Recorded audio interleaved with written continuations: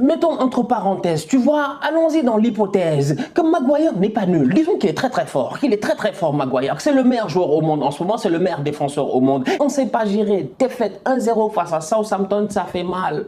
Ça fait mal, ça fait très mal, ça fait très mal parce que cette équipe-là, aujourd'hui, moi, je l'attendais à un autre niveau. Il n'y a même pas quelques semaines, je disais en route pour la Champions League. On n'est même pas en route pour la Conference League. Salam outsider, le débrief commence maintenant.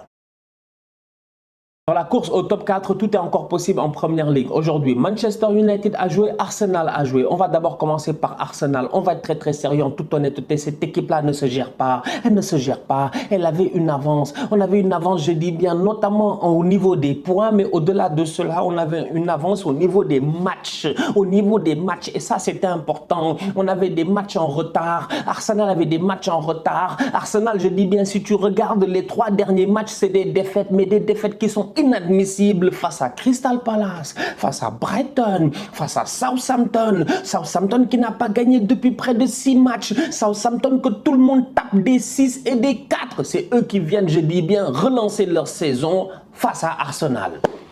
En toute honnêteté, Arsenal a perdu face à Crystal Palace, Brighton et Southampton. 3 matchs qu'on devait gagner. 3 matchs qu'on devait gagner pour aller chercher 9 points, pour être tranquille, posé. Eh bien, aujourd'hui, on est sincèrement dans la galère parce qu'on va être très sérieux en toute honnêteté. Eh bien, le calendrier qui nous attend est compliqué. Je te dis, Crystal Palace, tu les as pas tapés. C'est Chelsea, tu vas taper. Franchement, on joue Chelsea le prochain match. Comment il s'appelle là? Brighton, tu les as pas tapés. C'est United, tu vas taper avec Cristiano Ronaldo qui claque des triplés. C'est-à-dire que Southampton, tu les as pas battus. Je dis bien, c'est Tottenham qu'on va battre. T'as vu les équipes qui nous restent à jouer? Chelsea, United, Tottenham, Leeds qui est de retour au top de sa forme. Je dis bien, depuis le départ de Bielsa, ça va bien, ça gagne des matchs. Everton qui joue, je dis bien, pour la survie. Newcastle qui joue, je dis bien, parce qu'ils ont de l'argent et ils espèrent attirer encore des gens. Bon, bref, c'est-à-dire que pour être honnête entre vous et moi, Arsenal est dans la merde. On était en avance, on était tranquille, on se gère pas. Franchement, on ne se gère pas. Cette équipe-là, en toute honnêteté, aujourd'hui, elle a un sérieux problème. On a perdu Thomas Partey, on a perdu Kieran Tierney, et tu te rends compte en tant que tel qu'on n'a pas de profondeur de banc. Lokonga, c'est pas bon. Tavares, c'est pas bon. C'est-à-dire que c'était boys, ils sont pas mauvais, mais c'est pas bon pour les ambitions qu'on a.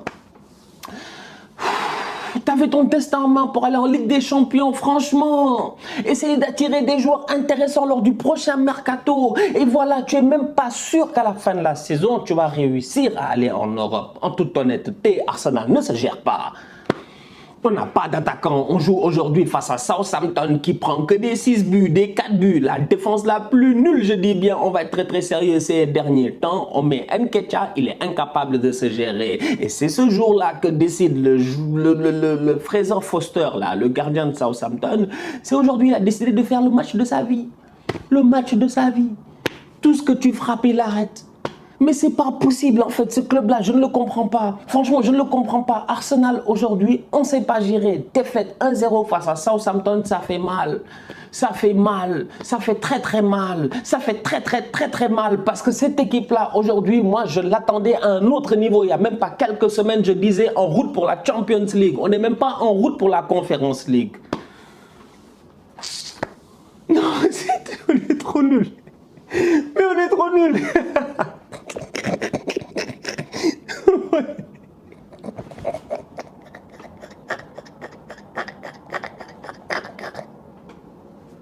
Et j'ai un fou rire. Et merde. Mais c'est pas possible.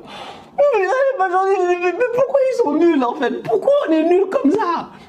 Mais c'est comme Ben Narek. C'est quel joueur Southampton ils ont que nous on n'a pas? Pourquoi Southampton ils gagnent aujourd'hui et que nous on gagne pas?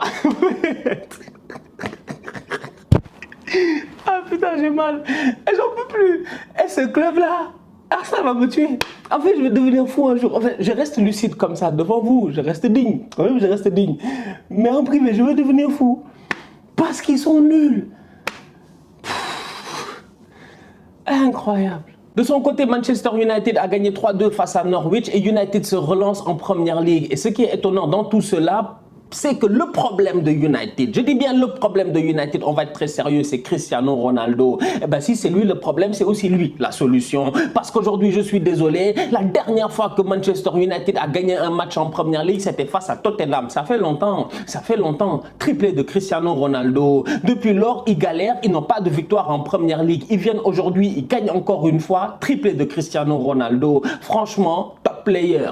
Aucun problème. En toute honnêteté, encore une fois, il a fait sa saison. C'est-à-dire qu'on le veuille ou non, que l'effectif soit nul ou pas, ou quoi que ce soit, individuellement parlant, Cristianos Ronaldo, Cristianos Factos, il a fait sa saison, franchement. Il s'est géré cette saison individuellement parlant. Maintenant, collectivement parlant, cette équipe de United, la force est de constater qu'ils sont nuls. En fait, ils sont très nuls. Vous avez vu aujourd'hui, c'est Norwich qui est venu à Old Trafford pour avoir des 10, 12, 13, 14 frappes. On est où là? On est où là? Mais on est où là, franchement? Mais on est où là, franchement? Je dis, à un moment donné, United, ils ont gagné, ok, mais il faut dire les choses telles qu'elles sont. Franchement, c'est une équipe qui n'est pas très forte défensivement parlant. Mais Lindelof, il est nul.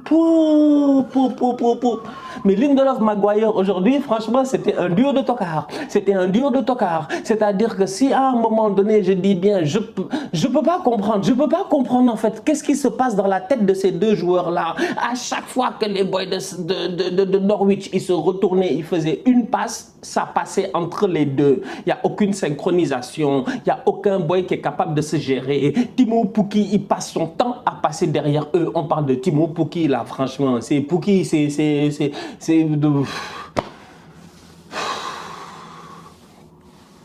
Ils sont nuls. Tactiquement parlant, c'est très nul. Ralf Rangnick est très nul. C'est-à-dire que United, je suis désolé, il y a Cristiano Ronaldo, il y a Elanga. Après, il y a qui? Après, il y a Sancho. Et après, il y a Bruno. Et après, non, franchement, ok, Pogba de temps en temps. Et après, c'est-à-dire que ce qui doit te permettre de tenir face au dernier du championnat n'est même pas là. Maguire, Tokar, Lindelof, Tokar, le milieu de terrain, donc le coach, Tokar, parce que tu te rends compte aujourd'hui que comment ça se fait que c'est des laisse-melou, franchement, les boys de Norwich, ils se retournent au milieu de terrain, ils s'amusent Norwich, ils se retournent en 3 passes, ils mettent un but, c'est pas possible, c'est pas normal, franchement, faut qu'on se respecte en toute honnêteté, la frappe là qui fait poteau rentrant, c'est pas sérieux, comment est-ce que le ballon il quitte le gardien de Norwich, ils font 3 passes, ils arrivent dans votre surface de réparation, c'est qu'à un moment donné, au niveau de la transition, il n'y a personne pour bloquer, donc du coup je blâme qui? Le coach. Comment tu vois ton milieu de terrain, tu me laisses des Jesse Lingard, tout ça, et tu vois réellement qu'il n'y a personne devant ta défense et que tes deux centraux, en plus, ils sont nuls. Tu peux te permettre de n'avoir personne devant ta défense si tu sais garder le ballon. Ce n'est pas le cas de United 1. Deuxièmement, si tes deux centraux, ils sont forts. Ce n'est pas le cas de United 2. Donc, du coup, troisièmement, pourquoi est-ce que Rangnick fait des bêtises comme ça? Je te dis, il gagne 3-2 face à Norwich. Ils n'ont qu'à remercier Cristiano Ronaldo. J'ai eu l'occasion de le dire ici la dernière fois, je dis bien, en début de saison, quand United galérait en Ligue des Champions et que Ronaldo les avait sauvés 2 journées d'affilée. Que quand ils allaient être éliminés, il ne fallait pas blâmer Cristiano Ronaldo. Il a 37 ans, bordel, franchement, on va être très sérieux. Et sur le terrain, individuellement parlant, sincèrement, certes, il a des lacunes, ça c'est vrai, il a des défauts. Il a un égoïsme qu'on ne peut pas enlever, mais c'est ça qui a fait de lui le meilleur buteur de l'histoire de ce football-là. Et donc, du coup, ce Cristiano Ronaldo-là, que je vois aujourd'hui qui claque un triplé face au dernier du championnat, même si ce n'est que le dernier du championnat, United doit le remercier parce que s'il ne met pas ce triplé-là, ils perdent le match. C'est pas comme si Ronaldo ne marque pas, United défend bien et ça finit 0-0. On est comme, ah, les attaquants de United. Non, c'est pas ça. C'est Cristiano, il sauve l'équipe et derrière, il plombe l'équipe. Mais c'est terrible. Meilleur joueur de cette équipe-là, franchement, David De Gea. Il y a un problème. Il y a un problème. C'est De Gea qui est toujours là à sauver cette équipe-là. Sinon, mis à part ça, United, ça n'irait pas. Donc, United gagne 3-2. Ils peuvent remercier Cristianos Factos. Cette semaine, je lisais une interview de Vidic. Je parle bien de Vidic, la légende de Manchester United, la légende défensive de Manchester United. Vidic, Ferdinand, on connaît tous, c'est une défense qui a tapé tout le monde. Ils ont été difficiles, je dis bien, à gérer pendant des années et des années. Vidic, c'est un très grand défenseur. Et Vidic, cette semaine, ce qu'il a dit, c'est clair. Ce qu'il a dit, c'est clair. C'est que Maguire, ok, d'accord, bon, moi je pense que lui, en tant que légende de United, il ne peut pas dire que Maguire est nul. La vérité, c'est que Maguire est nul. Mais disons que mettons entre parenthèses, tu vois, allons-y dans l'hypothèse que Maguire n'est pas nul. Disons qu'il est très très fort, qu'il est très très fort Maguire, que c'est le meilleur joueur au monde en ce moment, c'est le meilleur défenseur au monde et que ce Maguire-là traverse une période de trouble, que ça ne va pas bien dans sa tête, qu'il a besoin de repos, tout ça, etc. Mais donc par pitié, s'il vous plaît, Maguire, mettez-le sur le banc, mettez-le sur le banc. Et si Maguire, tu le mets sur le banc juste pour quelques matchs, le temps que le meilleur défenseur du monde reprenne ses esprits et revienne à son top niveau, qu'il n'a jamais eu, mais que apparemment certains croient que Maguire c'est un grand défenseur. Bref, fais jouer Eric Bailly. Je sais pas moi. Quand même. Et à un moment donné, même les petits Camacho, j'ai oublié son nom là, le petit Argentin là, même les petits là, fais-les jouer. Même les gamins là, fais-les jouer franchement, parce que c'est pas sérieux que Rashford il rentre, à chaque fois il rentre c'est la même chose. Rashford à ce rythme-là, on va le traiter de méga tocard. Hein. Rashford il se gère pas, Rashford il rentre. Mais Rashford il est trop nul, il est pas sérieux lui. Lui, tous ses choix sont mauvais, tout ce qu'il fait c'est pas bon, les passes n'arrivent pas. Donc Rashford franchement, quitte à le faire jouer aujourd'hui, lui aussi il n'a qu'à aller au repos. C'est-à-dire qu'à United, on parle de Ten Hag, mais Ten Hag, il va arriver dans un chantier. Est-ce que lui-même, il est prêt pour ce chantier? Et si Cristiano continue à claquer des triplés, le Ten Hag qui a dit qu'il ne veut pas de Cristiano, si Cristiano, il porte United jusqu'à la 4e place et qu'il finalement, il se qualifie en Ligue des Champions, eh ben United, est-ce que réellement, moralement, ils ont le droit de virer Cristiano?